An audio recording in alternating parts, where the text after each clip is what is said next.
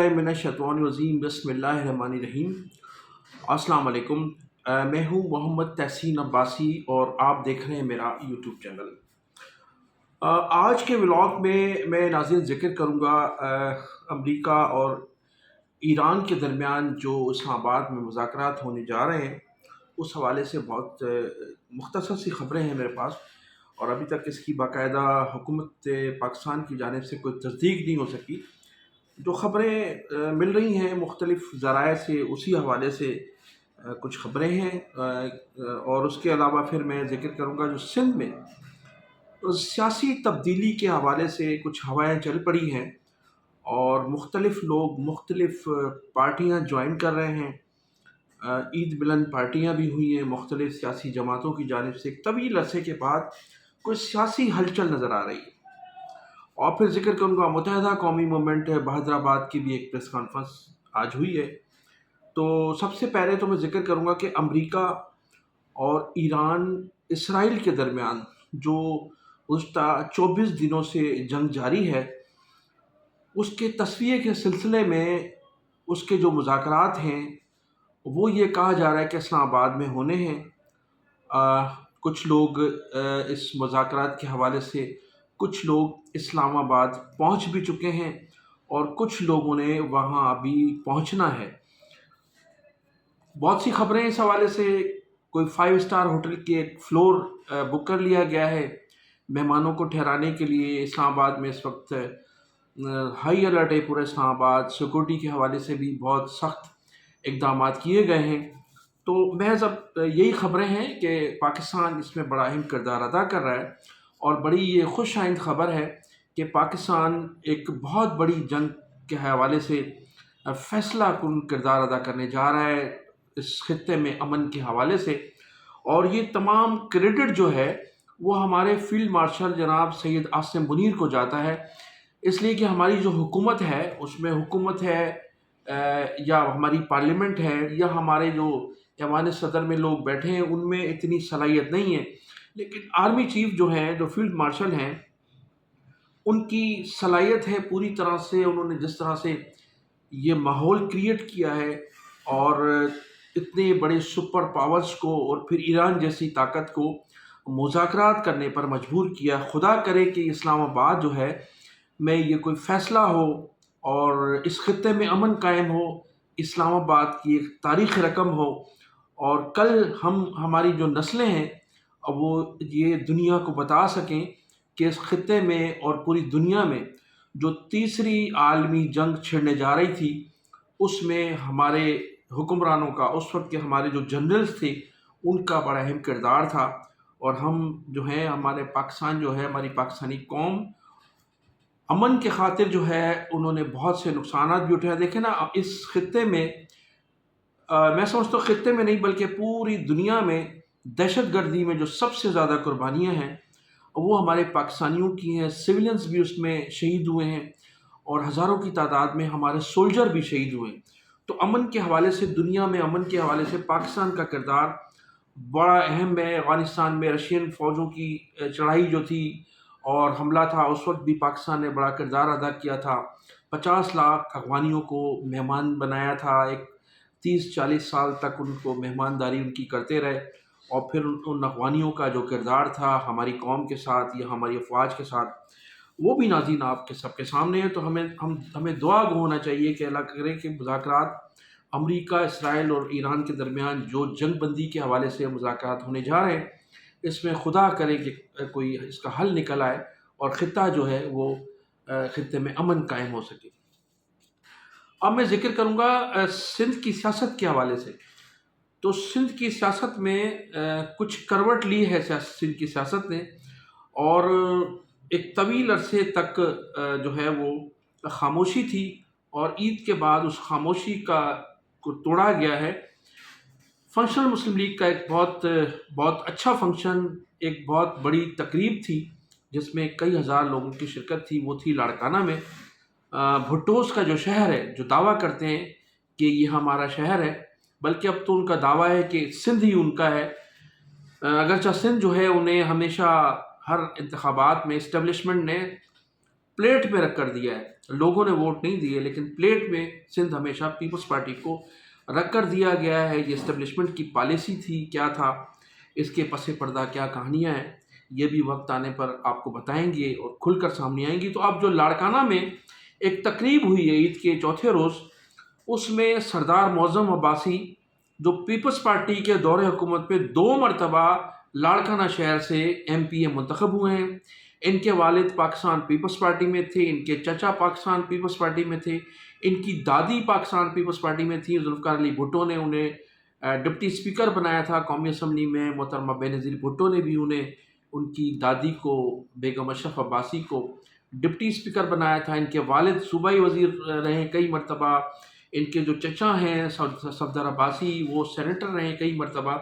تو ماضی میں پیپلز پارٹی کا حصہ ہوا کرتے تھے، لیکن چونکہ 2008 کے بعد ریپلیسمنٹ ہوئی ہے پاکستان پیپلز پارٹی، تو پرانے لوگوں کو الگ کیا گیا ہے، پھر نئے لوگ شامل کیے گئے. تو اب ان کی جگہ نئے لوگوں نے لی ہے. تو یہ پاکستان پیپلز پارٹی کو انہوں نے ایک طویل عرصے کے بعد 2014 کے بعد انہوں نے خیرباد کہہ دیا تھا. 2013 کے بعد اپنی طاقت پر سردار معظم عباسی انتخابات میں حصہ لیتے رہے اور 2 مرتبہ پیپلز پارٹی کے امیدواروں کو انہوں نے شکست دی ہے. اب وہ باقاعدہ طور پر فنکشنل مسلم لیگ میں شامل ہو گئے، اور پھر فنکشنل مسلم لیگ میں شامل ہوئے تو لوگوں نے جو اندازہ لگایا ہے، لوگوں نے جو پیر صاحب پگاڑا سے بھی کچھ گفتگو کی ہے وہاں کچھ دوستوں نے، اور پھر یہ کہا جا رہا ہے کہ معظم عباسی کو اشارے ملے ہیں کوئی مقتدرہ حلقوں کی جانب سے، اور پھر پیر صاحب پگاڑا کو بھی کہا گیا ہے کہ وہ اپنی جماعت کو منظم کریں.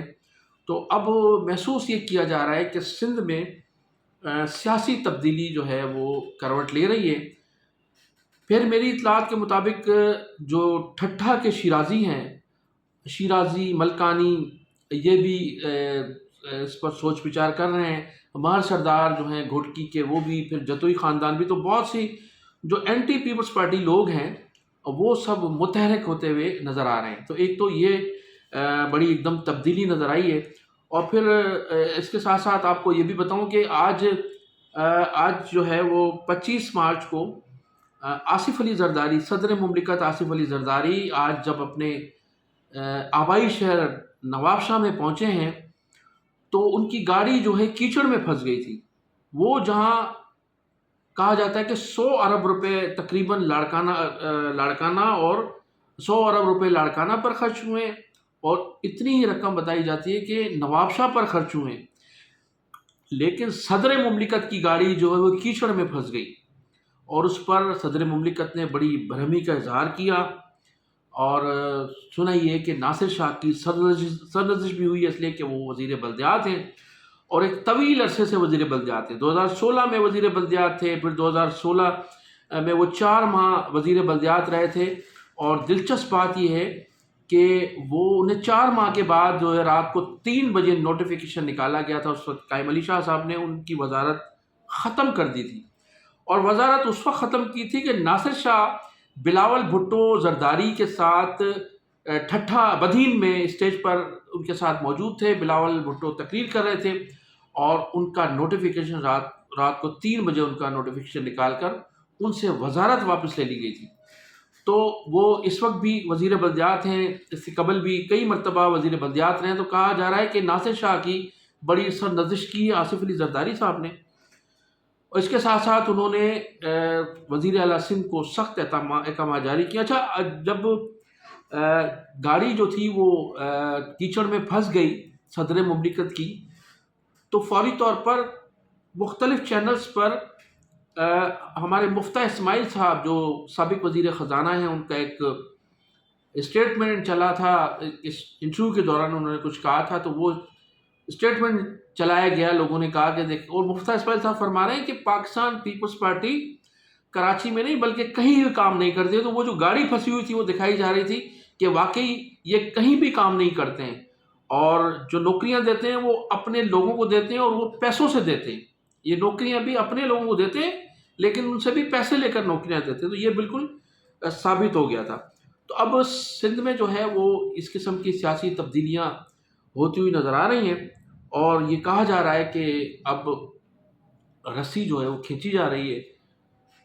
پھر اس کے ساتھ ساتھ آج جو متحدہ قومی موومنٹ بہادرآباد کا جو گروپ ہے، دونوں group P S P group اور خالد مقبول صدیقی گروپ کی آج مشترکہ پریس کانفرنس تھی، اور تمام اہم رہنما اس پریس کانفرنس میں موجود تھے۔ اس موقع پر ان کا یہی مطالبہ تھا کہ پوری دنیا کے حالات خراب ہیں۔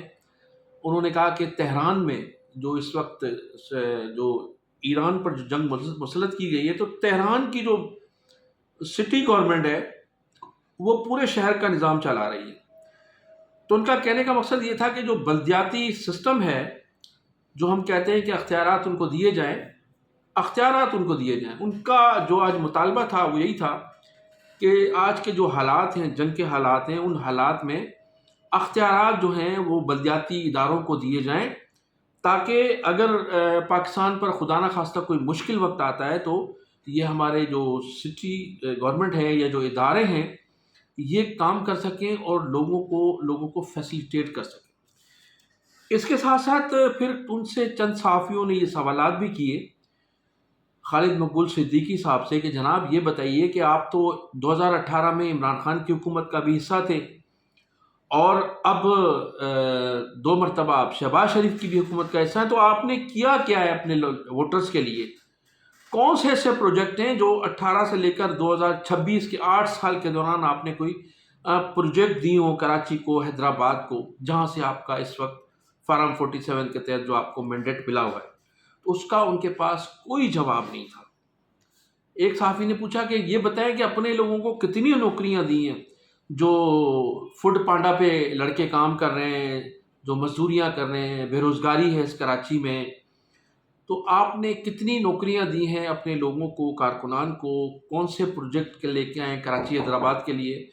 تو ان کے پاس کوئی جواب نہیں تھا، اور جواب محض ان کے پاس یہی تھا کہ دیکھیں ہم نے جو ہے وہ سینسس میں اس شہر کو 1,60,00,000 قرار دیا تھا وفاقی حکومت نے، لیکن ہم نے اپنی جدوجہد سے اس کو جو ہے وہ اس کو بڑھوایا، 60 لاکھ ووٹرز ہم نے بڑھوائے، اور یہ ہمارا بڑا کارنامہ ہے۔ تو ایک ہی کارنامہ انہوں نے بتایا کہ ہم نے یہ کارنامہ کیا ہے، اور اس کارنامے کے بعد جو ہے وہ پھر پریس کانفرنس ختم ہو گئی، اور وہ صحافیوں کے وہ سوالات کے جوابات نہیں دے سکے جو بعد میں چند صحافیوں نے ان سے بہت سے سوالات کیے تھے۔ تو ناظرین، یہ صورتحال ہے۔ اس حوالے سے اور بھی جو مزید خبریں ہوں گی انشاءاللہ تعالیٰ آپ سے ضرور شیئر کریں گے، اس نعرے کے ساتھ کہ پاکستان زندہ باد، پاکستان پائندہ باد۔ میرے چینل کو سبسکرائب بھی کیجیے گا، کمنٹ سیکشن میں اپنی قیمتی رائے کا اظہار ضرور کیجیے گا۔ پاکستان زندہ باد، پاکستان پائندہ باد۔